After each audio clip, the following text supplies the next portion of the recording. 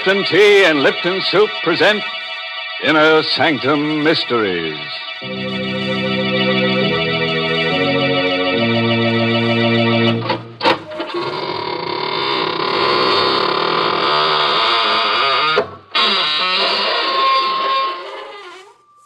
Come on in, friends. Into the Inner Sanctum. This is really a lovely place. Well, kind of dark and cobwebby, but then the maid hasn't been around for some time. No, she was playing the numbers. Then her number came up. Why, through these portals pass some of the nicest people in the world. True, they're rather boring, but after all, they are deadheads. And I'll take a good old redhead deadhead any time.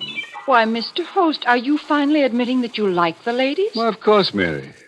Don't you know some of my favorite ghosts are girls? But I do wish they weren't so vain. Why, I know one who has pleats in her shroud. Not only in the front, but in the back, too. Yes, just in case she should turn over in her grave. Oh, dear. There you go talking nonsense again. I like talk that makes sense. Good common sense, like the things the tea experts say about Lipton tea. For instance, they say that Lipton's has a brisk flavor. And that's the truth, because Lipton's does taste fresh and tangy and full-bodied, never wishy-washy. And then the experts say that brisk flavor makes all the difference in the world when you're sitting down to a cup of tea. And, folks, that's absolutely right. That brisk flavor is the reason why Lipton's is such a comfort, why it actually makes good food taste better. Yes, folks, you just don't know how good tea can be till you've tried Lipton's. So buy a package of Lipton's and taste what you've been missing all this time. And talking of time, friends, may I take a few years off your life? All right. Get ready to hear a gory little story entitled Boomerang. It's an original radio play written by a couple of Australian bushmen named Michael Sklar and Richard Manoff, and stars Martin Gable in the role of John Keeler. So, hitch up your chair, switch off the lights, and look out. Help me.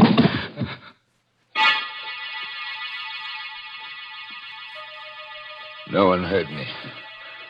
No one came. I lay there watching the blood ooze from the wound. My chest was on fire. The flesh where the bullet had ended was torn, shredded. And in my back there was a kind of numbness. I screamed, "Ah! Help! Help!" But no one answered. I was utterly alone, helpless, watching my life dripping drop by drop to the floor. Then the blackness closed in. When I regained consciousness, 2 uniformed patrolmen were bending over me, looking frightened and puzzled. Suicide, Riley? Either that or murder. Their voices seemed to come echoing over an aching void. I wanted to tell them how it had happened. I wanted to tell them about Bill Sloan and Helen and the airplane. I was frantic. I had to tell them. He's trying to say something, Riley. Poor guy. He can't talk. He's too far gone. I couldn't talk. I'd lost too much blood. My tongue was thick like cotton. My lips moved, but that was all. It was all shut up inside me. They would never know how it had happened. Riley, it looks to me like murder. Murder, yes, it was murder. And if only I could have spoken, I would have told them. About my nervous breakdown. About the sanitarium. That's where it began, back there in that plushy prison. I was locked up behind that big wall. And my wife and my partner, they had the chance to discover each other. And then when I came out, the doctor said I was cured. Their false solicitude. And all the while, suspicion was building up inside me. I was already suspicious that day. I caught them by surprise. I'd come directly home from my regular visit to the psychiatrist instead of returning to the office. Bill was there in the living room with Helen, my partner and my wife, laughing together. I closed the front door silently. The rugs muffled my footsteps. I entered the room suddenly, wanting to see their faces when they saw me. Oh, what, darling? Hello, Helen. Why, John, how did you happen to come home in mid-afternoon? Why aren't you at the office? I was thinking of asking you that question. Bill made some flimsy excuse, but I caught the look of guilt on his face. He was a bachelor, smooth with words, successful with women. And I was beginning to believe he had succeeded with my wife. Oh, I had evidence. There was the time a few nights later. Helen and I were going up to bed. As we passed the umbrella stand at the foot of the stairs, I noticed something. Helen, just a moment. This umbrella, it's Bill's. Oh, is it? Yes, it is. What's it doing here? Well, he must have forgotten it when he was over the other day. Take it down to the office in the morning, will you, darling? I made no reply. We continued up the stairs and went to bed. I waited until Helen was asleep, then crept out of bed and down the stairs. There was the umbrella. I reached out my hand, afraid to touch it, but I had to. The umbrella was still wet. It had rained that afternoon. I said nothing about it the next morning. Oh, I was suspicious enough, but I told myself I had to be absolutely sure. And then, that next night, it happened. Helen went out after dinner, saying she had an appointment with her hairdresser. As the door closed behind her, I picked up the phone and dialed the number. Hello? Crescent Beauty Salon? Alberta, this is Mr. John Keeler. I'm calling for my wife to verify her appointment for this evening. Mrs. Keeler? But, monsieur, she has no appointment for this evening. Now, I was sure. Bill and Helen were together. I struggled to control my emotions. My head was whirling. I felt ill, weak. My heart was pounding in my chest. The room began to spin. First the floor lamp, then the chairs, finally the table whirling around my head. I needed air. I forced myself out of my seat, stumbled across the floor to the window, and threw it open. The stars, too, were spinning, chasing each other in a mad race across the sky. I sucked the fresh air into my lungs, and slowly the stars resumed their normal positions. I drew my head back into the room, and then it struck me across the nostrils. Gas. The room was full of gas. Yes, I found one gas jet open in the kitchen stove. I fought against the logical conclusion, struggled against it all that night and into the next day. But I could no longer stand it by mid-afternoon. That open gas jet last night had been no accident. They were planning to have me put out of the way. Well, two could play at that game. I also could commit murder.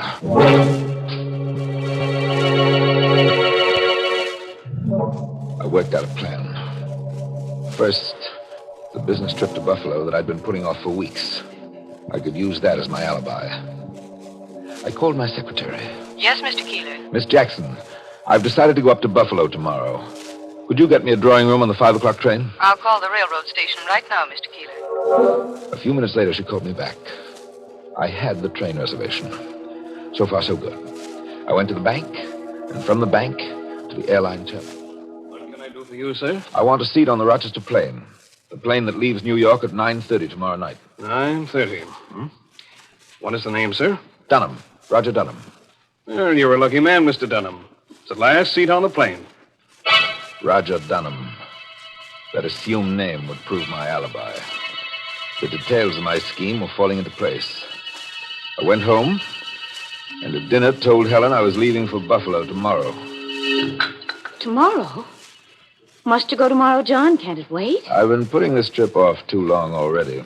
I'll leave straight from the office and come home the next afternoon. Well, you're being a little inconsiderate. I'll be all alone here overnight. Oh, come, Helen. You're not afraid of anything, are you? Afraid? No, but Well, I'll tell you what I'll do. I'll ask Bill to come over and keep you company tomorrow night. How'll that be? Why, that'll be fine. Another cog in place. Another gear meshed. Now one last piece to move, and the engine of my revenge would be complete. Yes, it was revenge now. Revenge for what those two had done to me. Buffalo, eh? It's a good idea, John. The way your trip could combine business with pleasure. Pleasure? You've been rather tense lately. The change of the scene will do you worlds of good.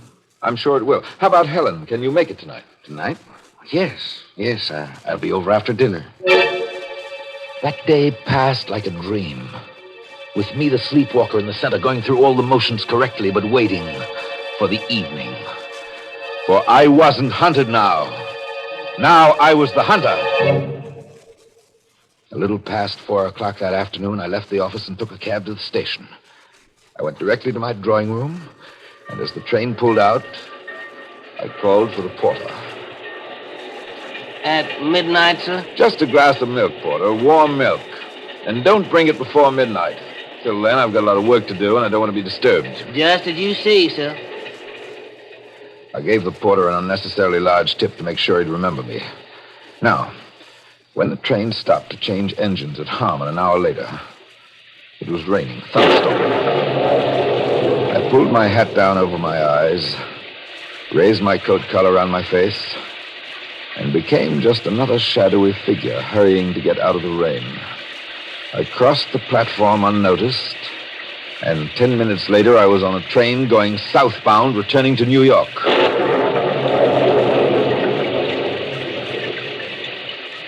I picked up my car at the parking lot and drove out to my house on the cliff. Parking on a side road, I climbed up the hill on foot. By now the rain was coming down in sheets. Lightning split the sky and thunder crashed around me. I could see the light from my house perched at the edge of the cliff. Now, Bill's car was parked on the driveway, pointed downhill. Light came from the living room. I crept through the shrubbery to a window. There they were, Bill and Helen. My partner and my wife, sitting side by side on the divan. He drinking my whiskey, comfortable and warm, while I, the unwanted, was standing outside in the storm. How I hated him at that moment. I went back to Bill's car, crept beneath it, and went to work. The sound of the storm covered the noise of my tools as I disconnected the brakes. And I was finished. And none too soon, for suddenly the front door opened, and Bill stood framed in the light of the doorway with Helen behind him. It's a bad night for it, but we'll never get another chance like this one, Helen. Well, all right, but come back quickly, Bill. I'm nervous. Oh, nothing to be nervous about. John is halfway to Buffalo by now. A perfect opportunity to go over our plans with Bates. All right, go ahead then. But hurry. I'll have Bates back here in a jiffy. Bates. He was going to fetch Bates, undoubtedly a hired killer. I laughed inwardly as the car got started. I could see Helen watching it as it picked up speed on the steep downgrades. Something was wrong now, and she knew it. Bill, not so fast! Too late. The car was roaring downhill out of control, charging toward the lip of the cliff. There was a crash and smash through the guardrail.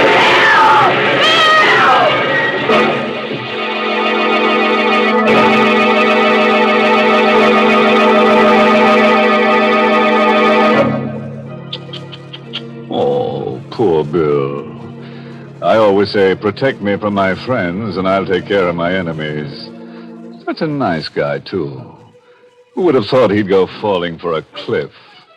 But there you are. There's no accounting for tastes. There's no accounting for the people in this story, that's what. Such terrible people. Oh, Mary, wait till you meet Bates. He's a boy. He's really going to make our characters dance. Yeah, he's going to put them in the groove. Or do I mean grave? You don't know what you mean. And it seems to me, Mr. Host, that life is complicated enough without your making it more so. Well, look at what I had to do yesterday. Clean the house, do the Monday wash, and cook 3 meals in the bargain. Yes, and you'd be surprised at the big help I got from Lipton tea. You see, when I had a moment to relax, I'd make myself a cup of Lipton's. Such an easy thing to do, and it did me a world of good. That brisk flavor makes Lipton such a cheering, satisfying drink. It really perks you up. It's never wishy-washy. Of course, I know that lots of folks serve Lipton tea at mealtimes and serve it to their guests, too. But, friends, you really should try helping yourself through the day with a good hot cup of brisk-flavored Lipton tea. Yes, treat yourself to Lipton's when you've got a moment to relax. Well, don't relax yet. First, let's go back to that tiff on the cliff where John Keeler has just killed his business partner. I'm just itching to know what's going to happen to his wife. She's standing by the shattered fence, peering down the side of the cliff into the darkness. And John, he's creeping up behind her. Look out, Helen. He's dead, Helen. Oh! It's a sheer drop of 400 feet to the bottom. John, I thought... John, you said you were going to Buffalo. I am going to Buffalo, Helen, after I finish my business here. Well, Bill, the It car was a just... pity about the brakes. They must have come disconnected. Disconnected? Accidents will happen, Helen. John, you killed him. You and Bill thought you had pulled the wool over my eyes. Well, I fooled you. Stay away from me. I'm going to throw you over the cliff. I'm going to send you to join your lover. You can't do this. Tomorrow they'll find your bodies. They'll think you were thrown clear of the car when it crashed. They'll call it an unfortunate accident. No, please, Careful, Helen, John. you're at the edge. There's nothing behind you. John, don't touch me, John! Goodbye, Helen. If I had any feeling at that moment, it was a feeling of satisfaction. I, the failure, had committed the perfect crime. My scheme was flawless. I walked down the hill to my car, changed my clothes, and drove to the airport. As Roger Dunham, I boarded the plane for Rochester at 9:30 that night. Just as I'd planned it, we arrived at that city well ahead of my train. I was waiting when the long line of sleeping cars pulled in at the Rochester station platform. I boarded the train. My drawing room was just as I had left it at Harmon. I sank down in a seat, removed my coat and shoes. I looked at my watch. It was midnight. Come in. Beg pardon, sir. It's midnight, sir. Oh, midnight? Really? Oh, thanks for bringing the milk. It's lukewarm, sir, just like you asked for it. Thank you, Porter.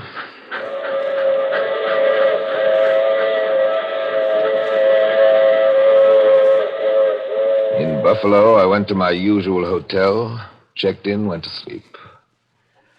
Oddly enough, I slept well that night. A deep, dreamless sleep. In fact, I overslept. For when I wakened, it was broad daylight and the phone was ringing. I struggled out of bed, lifted the receiver. Hello. This is the long-distance operator. I have a New York City call for Mr. John Keeler. This is Mr. Keeler speaking. One moment, please. Here's your party. Mr. Keeler? Yes? This is Miss Jackson. I've just arrived at the office. Mr. Keeler, I don't know how to tell you. The police, What about the police? they're here in the office. They want you to return at once. Miss Keeler, what's going on there? Mr. Sloan and your wife. Both of them are dead, Mr. Keeler. Dead? Mr. Sloan's car went off the cliff near your house last night. The accident was discovered this morning. Accident? You say it was an accident? It must have been an accident, Mr. Keeler. She thought it was an accident. Now, if only the police thought likewise. I told my secretary I'd take the first plane back to the city, and I hung up. A few hours later, I reached New York, hurried to my office. There's a detective waiting in your office, Mr. Keeler. A detective? He said he had to see you. A detective. This was the test. I pulled myself together and opened the door to my office. Mr. Keeler? Yes. I understand you're from police headquarters. Jerome is the name, sir. Assistant Inspector. How do you do, sir? We won't take up much of your time, Mr. Keeler. It's an open and shut case. How do you mean that?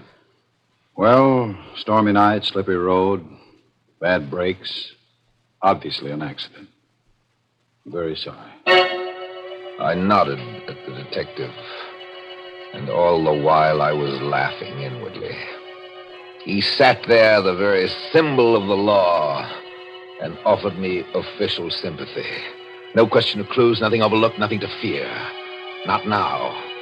I, the weakling, had committed the perfect crime. Yes, Miss Jackson? Mr. Keeler, there's a man out here to see you. Send him away. He won't go. He says you don't know him, but it's extremely important. What's his name? His name is Bates, Mr. Keeler. William Bates. Bates. The hired killer. I told my secretary I'd see him. I went into the outer office. Bates was sitting on one of the chairs with an open briefcase on his lap. He was a big man, tough looking. I read the news in the morning paper, Mr. Keeler. Too bad.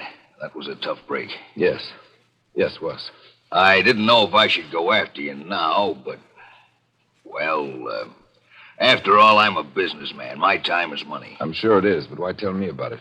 You certainly don't expect me to pay you. Why not? They're your plans. My plans? Well, look at them. Here they are. Why, they've even got your name on them. I didn't know whether I could trust my ears. Whether I could believe my vision. Bates drew a roll of architectural drawings out of his briefcase and shoved them at me. Look at them. There it is in your partner's handwriting. Plans for the new Keeler house. Who are you? I told you. My name is Bates. I'm a building contractor. Your partner and your wife insisted that the whole job had to be done in secret. In secret? They said something about you having just come out of a sanitarium. They wanted the whole thing to be a big surprise. My mind was reeling. The secret meetings that led me to suspect Bill and Helen. Those meetings were to go over the plans for a house. My house and Helen's. I had killed my best friend and my wife. Inspector Jerome, I want to confess. I killed them. I killed them. Killed them? Killed who? Don't look at me like that. You know who I'm talking about. My partner and my wife. I killed them last night. Now I'm ready to take my punishment. Now, calm down, Mr. Keeler. You've had a hard time. We realize this thing has been a great shock. What are you talking about? The homicide squad doesn't jump to hasty conclusions, Mr. Keeler. We've made a thorough checkup on your background. What's my background got to do with it? Well, we know you spent 3 months in a sanatorium recuperating from a nervous collapse. Now, on top of that, this unfortunate accident. It wasn't an accident. I killed them. We checked every movement you made since you left the office yesterday. Then you must know. We know you took the 5 o'clock train to Buffalo. The porter on your Pullman had no trouble recalling you. Why, he even told us how he brought you a glass of milk at midnight. You were a good 200 miles away from New York when the accident happened. The detective went away, shaking his head. Sympathetically. My mind was in a turmoil.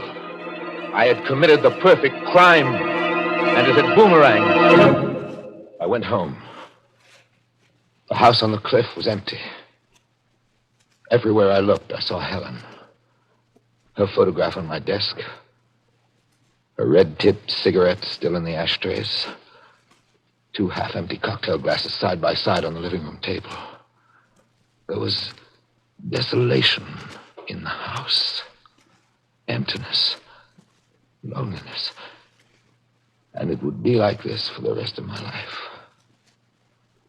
But there was one way out. I always kept a loaded gun in the desk. I took it out of the drawer and in my hand. Here was my punishment. This time I couldn't fail. I placed the gun against my chest and pulled the trigger.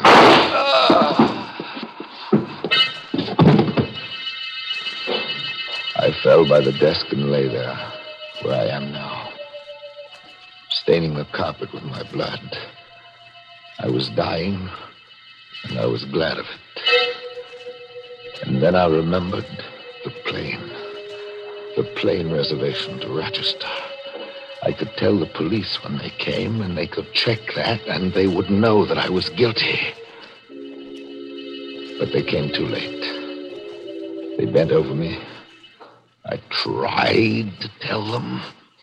I tried. Riley, he's trying to say something. Yeah, poor guy.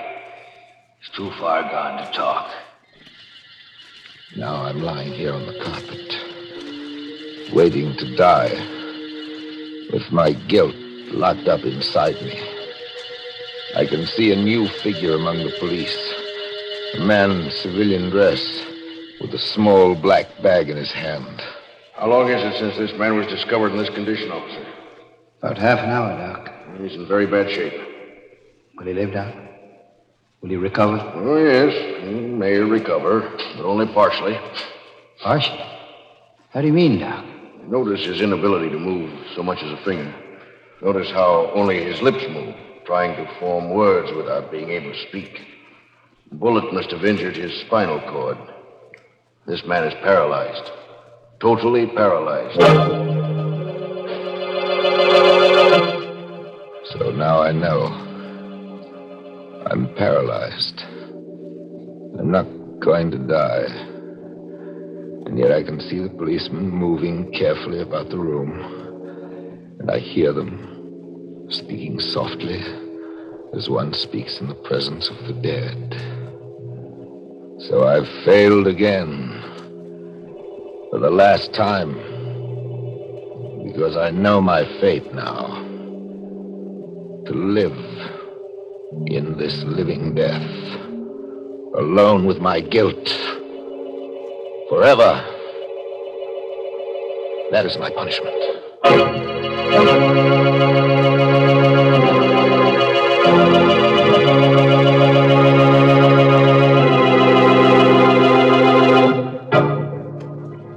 Poor old John Keeler. Who would have thought his spinal cord could have tied him up in knots? Not so nice for John, He started out as a Keeler, tried to be a Keeler dealer, but got all wound up. Mr. Host, let's forget about that awful story, because there's something really important I'd like to talk about. The makers of Lipton tea and Lipton soup want me to remind all you folks of a debt that must be paid to our servicemen. A debt that can be paid in part by buying and continuing to buy victory bonds. You know, I think the best reason for buying bonds was given many, many years ago by one of the great statesmen of all time, by Abraham Lincoln, when he said, "Let us strive to finish the work we are in, to bind up the nation's wounds, to care for him who shall have borne the battle, and for his widow and his orphan, to do all which may achieve and cherish a just and lasting peace among ourselves and with all nations." Yes, folks, that's just what we're helping to do when we invest in victory bonds. So keep on buying all that you can, won't you?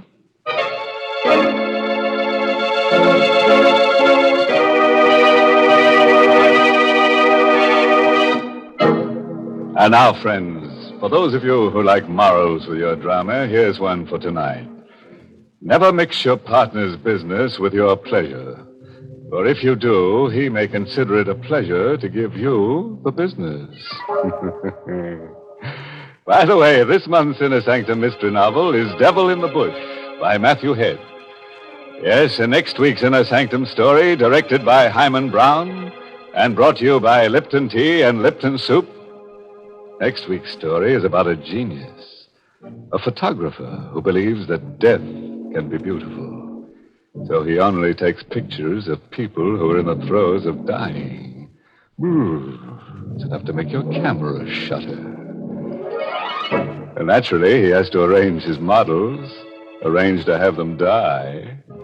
So next Tuesday, bring along the kiddies, and we'll make it a nice family picture. And now it's time to close the squeaking door. So, good night. Pleasant dreams.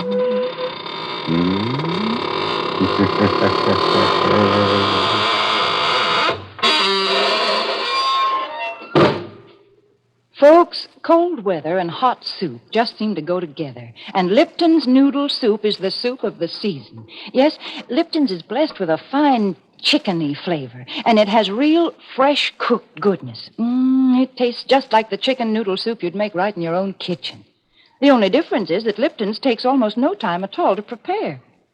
So if your family likes chickeny-tasting soup that's brimming with tender golden egg noodles, then don't forget to ask for Lipton's Noodle Soup. Yes, friends, and don't forget to tune in next week for another Inner Sanctum Mystery. This is CBS, the Columbia Broadcasting System.